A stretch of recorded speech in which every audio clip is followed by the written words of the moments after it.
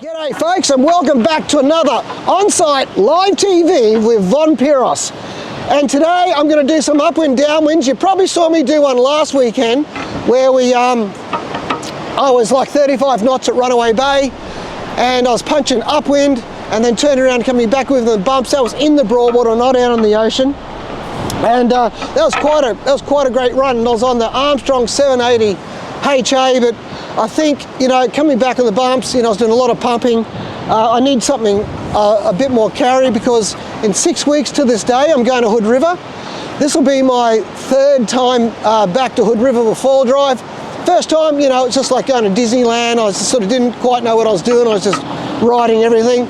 Last year, I thought I had it all wired, and I took 3 brands. I took Code, KT, and North, and I took all foils too small. So if it wasn't for Mike Raper over there at Hood River, he saved my ass, because everything I only had stuff around the 700s, because I was pretty well riding my prone gear, and you need different aspects, and you need different size foils as well. I'm just going to pull this trigger because I don't want to pull my battery out again. So I've got the Fusion in. So what I'm planning to do today, I'm going to punch upwind 5k. I'm going to turn around, ride back. So I'm going to punch up on the 880 HA, then come back and I'm going to swap to the 980 HA. So another 5k back, so that's 20k. And then I'm going to switch brands and I'm going to put the F1 on and I'm going to try this Eagle 890. And I've got a really good feeling about this. And it's they've got a lovely new race tail that goes with it. I'm going to use a 180 speed regardless. That's definitely got a spot going over to Hood. And I'm not brand affiliated. I can ride whatever I want. In fact, it's part of the deal with Foildrive is I can't be brand affiliated. So, and I don't actually own all the foils. So, I have to rely on demos and bits and pieces, and I can't take them all away. So I think, I can't really decide between the F1 and the Armstrong for this trip. I got a bit of a menage a trois going on with these two here. Sorry, shouldn't speak French, can't speak English properly. But yeah, so, and the other thing too is I can't take 5 Armstrongs and I can't take, 5 F1s. It's just too heavy, too much baggage. So, I'm going to cut this down to a couple, and I'll probably cut Armstrong down to 3. And I'll have the 2 dedicated masts. So anyway, we'll see how we're going. The wind is just lit up. Hey, it was only like 10, 15 knots before when I set the camera up. Now it's just lit. So this will be a really good upwind test. So anyway, folks, watch this space. And I'll be back soon. And when I come back in with the foils, I change them over, I have a quick little notation on what I've done. And then I'll go home, I'll download it all, I'll take the 360 cam with me as well. And we'll just see how we go. So you watch this space.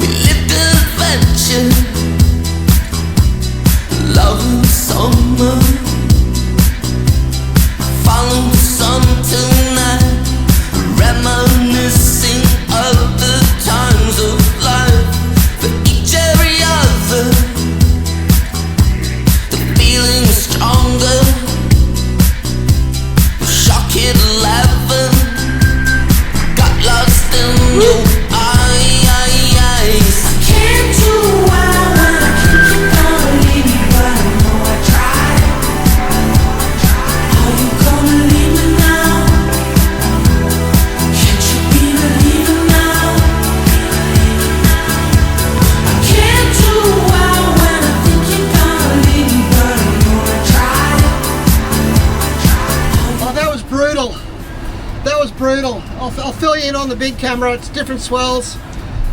Mate, very hard, very hard. Anyway, I'll change foils. We'll go back out, but that is so hard out there. Lie in the sand and visualize like it's 75 again. We are the people that rule the world, pulsating in every boy and girl, all rejoicing in the world. Take me now, we can try. Can't do well when I think you're gonna leave me, but I'm gonna try.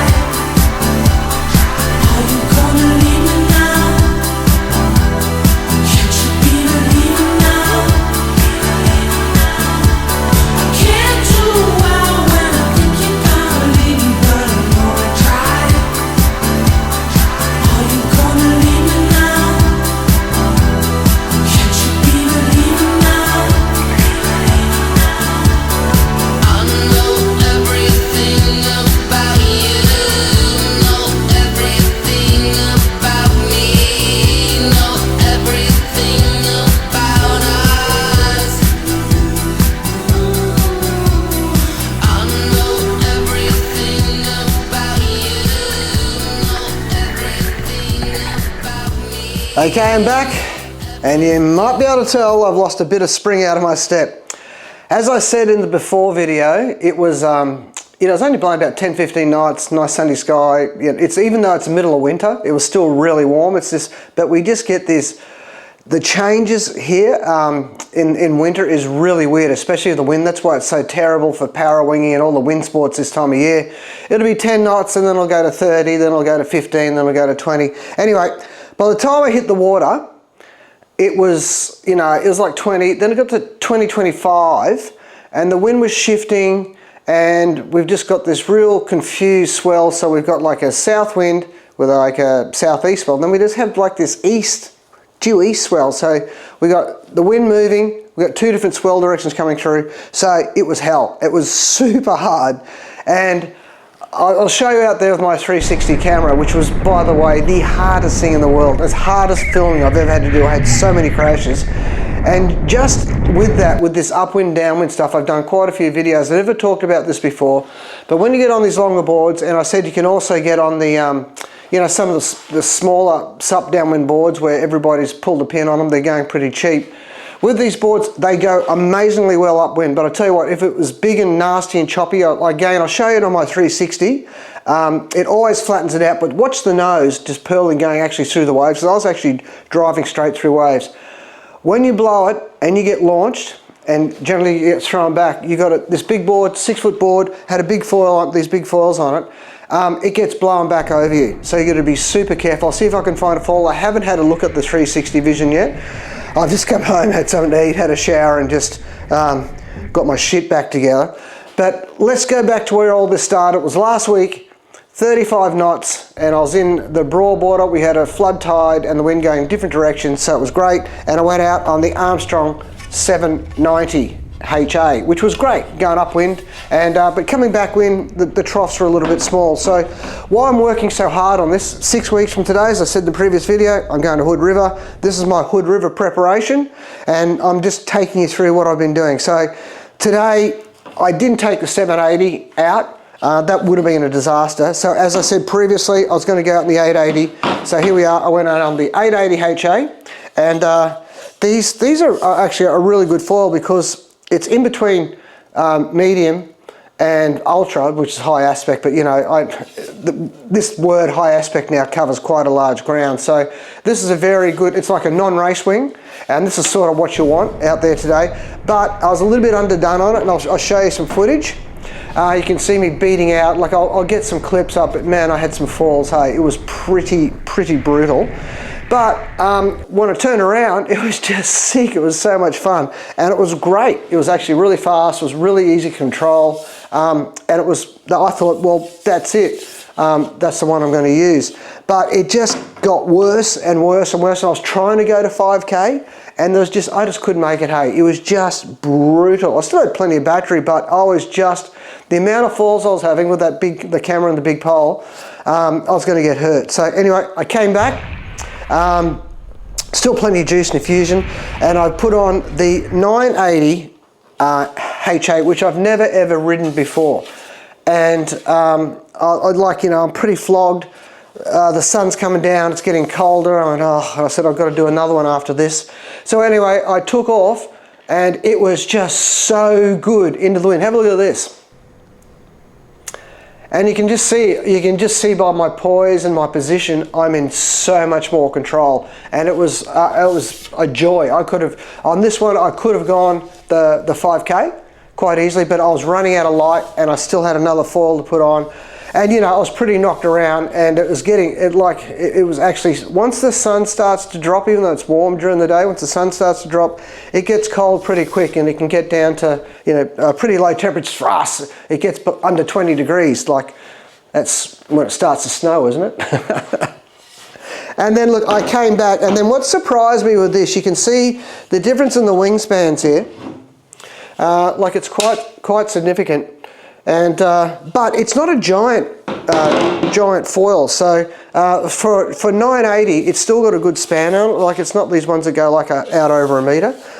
And I was really surprised. So I actually got the turn, which I couldn't do on this. I was trying to go upwind, do a turn, come back, and I was just getting flogged. I just crashed. I had to turn around and go around the other way. And this rode really well, and the glide was really good, and I had the 180 speed on. I had a blue negative shim in there, and I didn't put the shim in on purpose. It's because I was riding the 690 MA on that falling this morning just in the surf, and that's how I have it set up, and I forgot to take the shim out, but hey, it worked really well. So then I came back and I was going to put on the 890 Eagle, and this is the one I really wanted to put on. So let's put it up against the 880 Army. So you can see it's got a wider span. This is what I like about the Armstrong. They're keeping the meat in the even though it's a HA, they're keeping it within the wing without going to these massive wingspans, and that's the issues I have with these real high aspect, like the UHAs as well, like that 770. I've only got one UHA, the 770. It's a great foil, and the span is fantastic. I would have gone to the next size up, but the wingspan just gets too big, and I just don't like that at all. So I came in and pretty knocked around and said, no, I'm going to do it. Everything's all set up. And I go to change it all over, and I forgot, I forgot, even though F1 now, they've gone to M8 bolts here on the new Titan system, they still in their wisdom have got M6 bolts and T-nuts. So, these are the M7 split bolts that Foildrive do, and that's the M6. And the problem with this is I'm running a Fusion. You know, look at $12,000, I got like a $13,000, $14,000 rig, and that's what it's swinging off, these tiny little heads. But that's not the reason I didn't do it. I had, it was just so hard to try and hook all this up, and because I've got all these custom trench covers that go onto it, the bloody foot plate of the F1 didn't fit, and the combination of these bolts, and I don't like using these tiny, I'm going to show it to you again.